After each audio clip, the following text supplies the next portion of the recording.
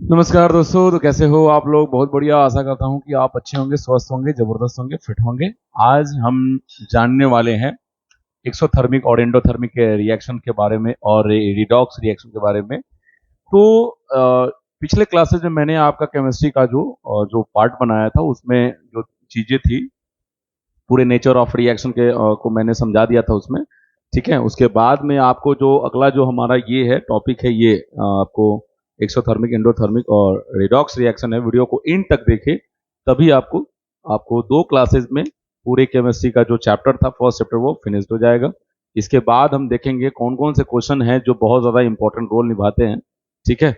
और ठीक है, तो ये सारे चीज़ें हम आपको बढ़िया से बताने वाले हैं। तो वीडियो को इन तक देखिए और हमारे इस चैनल को जरूर सब्सक्राइब कीजिए। आगे बढ़ाते हैं इसको।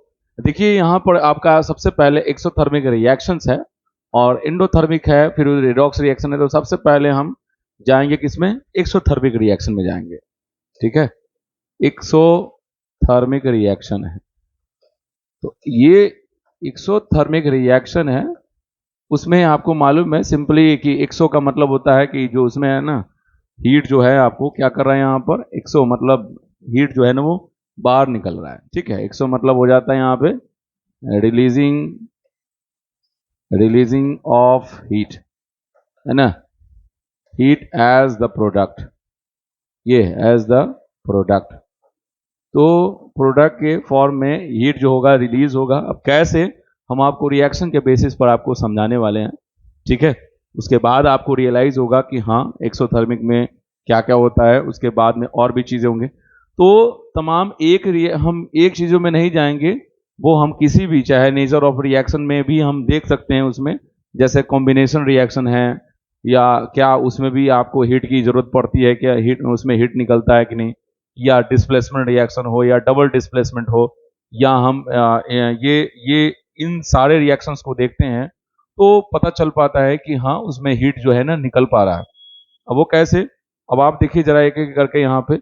तो रिलीजिंग ऑफ हीट जो हो गया एज अ प्रोडक्ट हो गया यहाँ पर, तो कैसे होगा यहाँ पर देखिए। जैसे आप मान लिया जाए कि जैसे सी जैसे कैल्शियम ऑक्साइड था और इसमें H2O को डाला गया था, तो उस समय देखे थे आपकी कि CaOH ऑफ होल्ट वाइज बना था और प्लस यहाँ पर हीट बना, है ना। तो हीट जैसे ही निकलेगा यहाँ से, जैसे मान लिया जाए कि कंटेनर एक तरह का आप बीकर ले लीजिए, है ना। उस बीकर में आपने क्या किया, आपने वाटर ले लिया इसमें। उस बीकर में आपने वाटर ले लिया और उस वाटर में आपने किसको डाल दिया यहाँ पर? उस वाटर में आपने डाल दिया किसको? CaO को। ठीक है। तो यहाँ पर क्या देखने को मिलेगा इसमें? इसमें आपको इस बीकर में थोड़ा ज़्यादा चौड़ा तो है नहीं, इसमें आपको इसमें बहुत सारा हिसिंग साउंड आएगा, है ना। और इसको आप जब टच करते हैं ना अपने उंगली से, अपनी उंगलियों से इसमें फिंगर्स को जैसे ही आपको टच कीजिएगा तो आपको ये वार्म फील होगा। इसके बेसिस पर हम जानते हैं कि हाँ इस रिएक्शन में हीट निकल रहा है। ठीक है। और भी चीज़ें हैं, जैसे आप देख लीजिए यहाँ पर। अब दूसरा रिएक्शंस को हम देखें कैसे उसमें हीट निकल रहा है कि नहीं। अब सपोज करो, अब मान लो कि आपको जैसे आप सबसे अच्छा रेस्पिरेशन को भी देख सकते हो। इस रेस्पिरेशन आपका जो आता है उस वाले में, तो रेस्पिरेशन का आपको मालूम होगा कि जो हमारे जो एरोबिक रेस्पिरेशन की बात कर रहे हैं, सेलुलर रेस्पिरेशन, हम रेस्पिरेशन में सेलुलर रेस्पिरेशन यानी एरोबिक रेस्पिरेशन की बात कर रहे हैं। तो उसमें जो ग्लूकोज जो होता है C6H12O6 होगा और प्लस यहाँ पर 6O2 होगा। ऑक्सीजन के प्रेजेंटेशन में जब ये मतलब क्या करेगा, ये स्प्लिट करेगा तो CO2 6 में 6 मॉलिक्यूल आपको बनता है, 6H2O होगा और प्लस यहाँ पर एनर्जी के फॉर्म में, है ना। और यहाँ पर आपको इस तरह के एनर्जी के फॉर्म में भी निकलेगा। तो रेस्पिरेशन भी एक तरह का हो गया, तो वहाँ पर भी हीट आपको तो निकलेगा ही, तब ना बॉडी के टेम्परेचर को थोड़ा सा कंट्रोल मिलता है। ये सब हो गया।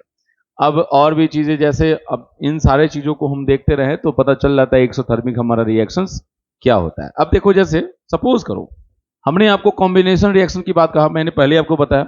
अगर आप डिस्प्लेसमेंट रिएक्शन में जाते हैं, ठीक है, तो आप देख रहे हैं ना कि उस नेचर ऑफ रिएक्शन को पढ़ने के बाद भी इसकी नीड है। क्योंकि हमसे जो पूछा जाएगा वही जवाब देना है। हम डिस्प्लेसमेंट रिएक्शन लिखेंगे नहीं कि एक्सोथर्मिक रिएक्शन बताइए, क्या हम इस एक्सोथर्मिक रिएक्शन को डिस्प्लेसमेंट रिएक्शन बोल सकते हैं? तो बिल्कुल बोल सकते हैं, लेकिन ध्यान रहे आपको वही डिस्प्लेसमेंट रिएक्शन लिख करके आपको समझाना होगा। जैसे अब मान लिया जाए कि ये कैसे हो जाएगा। देखिए, सपोज करो कि आप क्या करते हो यहाँ पर कि जैसे Fe है, ठीक है, उसमें CuSO4 को ले लिए, नहीं तो आप क्या करते हैं Na को ले करके ZnSO4 है, तो उस वाले में जब रिएक्शन किया जाएगा ना, तो इसका कंटेनर जो होगा वो वार्म जरूर होगा, ठीक है। तो कंटेनर वार्म होने के कारण से यहाँ पर बनेगा क्या, Na2SO4 हो गया और प्लस Zn हो गया, और यहाँ जो होगा FeSO4 होगा। ये उतना वार्म नहीं होगा, लेकिन थोड़ा सा टेम्परेचर में चेंजिंग तो देखने को जरूर मिलेगा, ऐसा होता है, ठीक है। तो ये जो है डिस्प्लेसमेंट हो गया, ये भी आपका वैसे होगा। अब जैसे आप मान लिया जाए कि डिस्प्लेसमेंट आप दूसरे रिएक्शन में चले जाइए। जैसे आप मान लो कि आप मतलब क्या करते हैं कि, है ना, आपसे एक्सोथर्मिक पूछा जा रहा है, तो आप H2O को, है ना, जैसे HCl को हम H2O में डालेंगे, तो यहाँ पे जो हाइड्रोनियम आयंस बनेगा वो भी आपका एक्सोथर्मिक होगा, बहुत ज़्यादा हीट होगा इसमें होगा, ठीक है, और प्लस Cl आपका माइनस हो गया। या आप एक काम करो कि Mg ले लो, मैग्नीशियम लेकर के H2SO4 में डाल दो, तो यहाँ पर भी आपको जो क्या करेगा, यहाँ पर MgSO4 बनाएगा प्लस H2 होगा। तो इतनी तेज गति से इसका जो होगा आपको, इसका टेस्ट ट्यूब, अगर टेस्ट ट्यूब में अगर हम रखते हैं इसमें, तो इसका टेस्ट ट्यूब इतना ज़्यादा हॉट हो जाएगा, मतलब बहुत ज़्यादा हॉट हो, एक्सट्रीमली हॉट होगा, समझ गए, ये मतलब वेरी हॉट हो जाएगा। इस केस में आप सोचोगे कि हम टेस्ट ट्यूब के हम इस बॉटम पार्ट को पकड़े, तो पकड़ पाना बड़ा मुश्किल होगा, क्योंकि इतना ना ज़्यादा हॉट होने के कारण से, क्योंकि मैग्नीशियम पूरी तरह से उसमें डिजोल्व कर जाता है, ठीक है, इसमें पूरी तरह से डिजोल्व कर जाएगा और बहुत ज़्यादा हॉट हो जाएगा। तो इसके कारण से भी आप समझ सकते हो कि आपका ये एक्सोथर्मिक है। नहीं तो आप सिंपल छोटे छोटे चीज़ भी है कि मैग्नीशियम को ऑक्सीजन के प्रेजेंटेशन में जलाएंगे, तो MgO जो बनेगा उस ड्यूरेशन में ये मैग्नीशियम पूरे आपको डैजलिंग लाइट शो करके जलेगा, तो ये भी आपका एक्सोथर्मिक रिएक्शन हो गया, ठीक है। तो ये तमाम जो चीज़ें हैं, ये भी मतलब मैंने आपको जो बताया सबका सब जो एक्सोथर्मिक था वो पूरी तरह से कंप्लीटली हो गया। और एक चीज़ आपने देखा कि जो नेचर ऑफ रिएक्शंस में था, उन सब में कहीं ना कहीं इसकी भी जरूरत है। तो आपको क्या करना है, सबको एक कनेक्टिविटी आपको प्रोड्यूस करना होगा टॉपिक्स में, कि इसमें क्या एक्सोथर्मिक आ रहा है कि नहीं, और वहाँ पर आप नोट डाउन भी कर सकते हो, इससे आपको फायदा होगा, ठीक है। चलिए आगे देखते हैं। अब अगला जो है हमारा क्या है, एंडोथर्मिक रिएक्शन।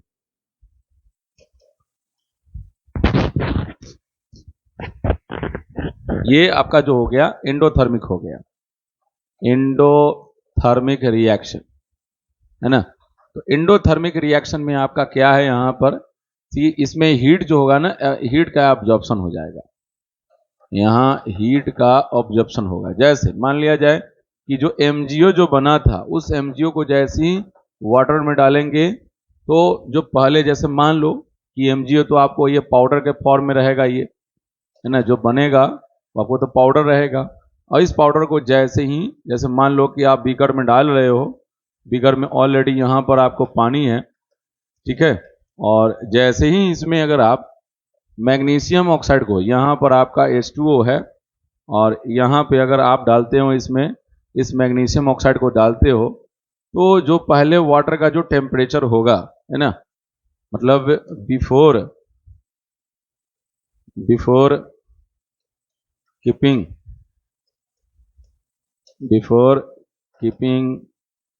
MgO, है ना, उस समय उसका टेम्परेचर आप देखोगे, और आफ्टर कीपिंग MgO, है ना, उससे आप टेम्परेचर देखोगे, तो दोनों में आपको अंतर आएगा, यानी कि जो उसमें डिसॉल्व करेगा वो हीट का ऑब्जर्व कर लेगा। तो इस तरह से हम बोलते हैं कि ये एक क्या हो रहा है, एंडोथर्मिक रिएक्शन हो रहा है, यानी अंदर आ रहा है उसमें, ये हो गया। आप सबसे अच्छा वो भी आप फोटोसिंथेसिस के बारे में जानते होंगे, है ना, फोटोसिंथेसिस हो गया, ये आपका हो गया फोटोसिंथेसिस, ये भी आपका क्या है, एंडोथर्मिक ही है, क्योंकि इसमें आपको क्या जरूरत पड़ता है, इसमें कार्बन डाइऑक्साइड की जरूरत पड़ती है इसमें 6 मॉलिक्यूल, और 6 मॉलिक्यूल आपको वाटर की जरूरत पड़ेगा। ये तो आप जो देख रहे होंगे मतलब लिखते लिखते तो ऐसी याद हो चुका हुआ है। ये आपका हो गया, और प्लस में आपको 6O2 बनेगा यहाँ से। अगर आपको याद न रहे, आप सिंपली इसको समझ सकते हो कि 6 दूनी 12 हो गया, ये 12 हो गया, ये 6 ऑक्सीजन है तो 6 ऑक्सीजन इधर हो जाएगा, 6 ऑक्सीजन इधर हो गया, ठीक है। ये वाला ऑक्सीजन यहाँ पर है, उसके बाद ऑक्सीजन 12 है तो यहाँ ले जाइए इसको, 12 हो गया, और 6 कार्बन हो गया तो 6 कार्बन हो गया, इजी से हो गया। तो यहाँ जो है इसको क्या पड़ता है जरूरत, यहाँ पर वहाँ पर सनलाइट की जरूरत पड़ती है। तो सनलाइट से क्या मिलेगा, इसको हीट मिलेगा, और ये क्लोरोफिल में होता है, इस तरह से आपको रखना पड़ता है। तो फोटोसिंथेसिस में इसमें क्या हुआ, हीट का रिक्वायरमेंट के कारण से तब जाकर रिएक्शन हुआ, ठीक है। और उसके बाद में देखिए फिर अगला हम आपको बताते हैं, इसमें पूरा का पूरा डिकम्पोजिशन रिएक्शन जो है ना, डिकम्पोजिशन रिएक्शन जो आता है, ये भी आपका जो हो गया पूरा किसका एग्जाम्पल है, एंडोथर्मिक का एग्जाम्पल है ना, एंडोथर्मिक रिएक्शन का। तो आपको समझ में आ गया होगा यहाँ पर कि इस एंडोथर्मिक रिएक्शन, हम उस टॉपिक को, इसलिए मैंने आपको नेचर ऑफ रिएक्शन को अगर आप समझ लेते हो ना, तो आपको एक्सो और एंडो भी दोनों भी समझ में आ जाएगा, ठीक है। तो ये चीज तो आपको क्लियर हो गया होगा, मुझे नहीं लगता है किसी में अगर डाउट हो रहा होगा। रही बात क्वेश्चंस की, तो क्वेश्चन में हम आपको थोड़े से पजल टाइप के, और जो आने वाले हैं इस चैप्टर से जो भी होगा, थोड़ा सा हम उसका क्राइटेरिया बना लेंगे। उससे पहले क्वेश्चंस को बताने से पहले हम एक्टिविटी से बात करेंगे, क्योंकि आज हम अपना चैप्टर ये खत्म करने हैं। उसके बाद हम अपने जो भी इसमें 11 या 12 एक्टिविटी है, सारे एक्टिविटी पे डील करेंगे, ठीक है।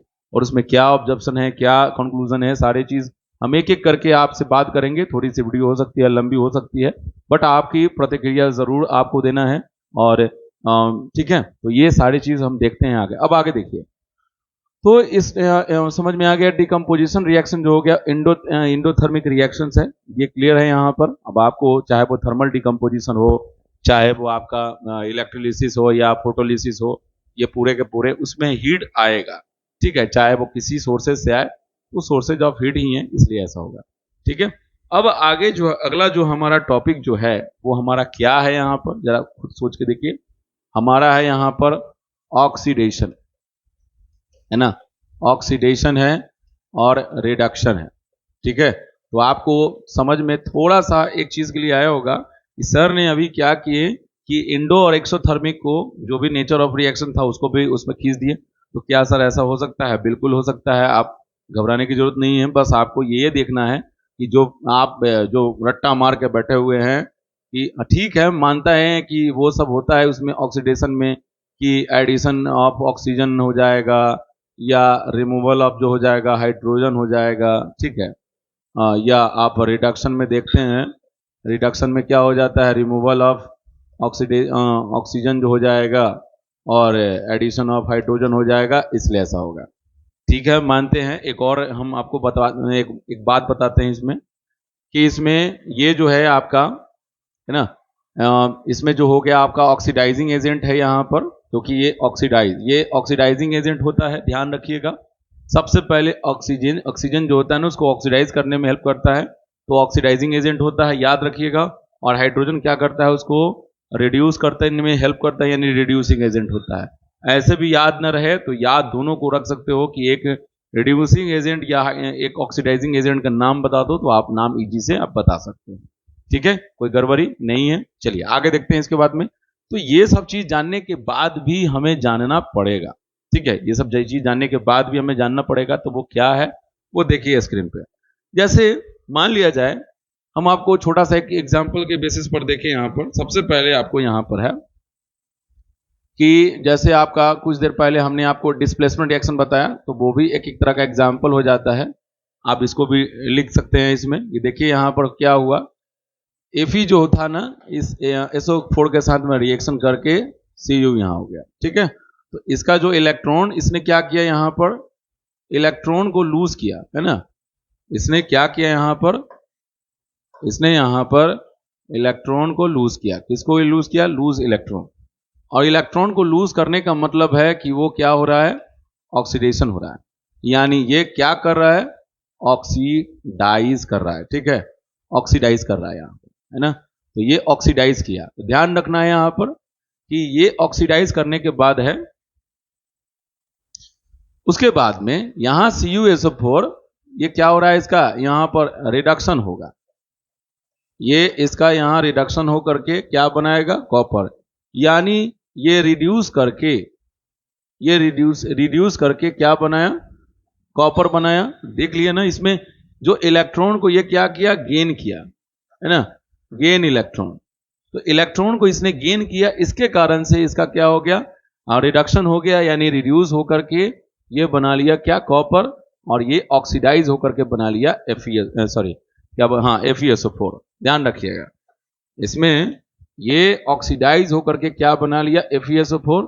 तो मतलब डिस्प्लेसमेंट रिएक्शन से अच्छा कोई नहीं होता, लेकिन अगर आपको याद है तो अच्छी बात है। जैसे आप जानते हैं आप कि कॉपर ऑक्साइड में जब हाइड्रोजन गैस पास करवाते हैं तो क्या होता है, तो होता यही है कि इसमें देखिए जो इलेक्ट्रॉन जो ये रिलीज किया हुआ रहता है वो क्या करेगा, ये गेन करेगा और प्लस में H2O बना लेगा। तो यहाँ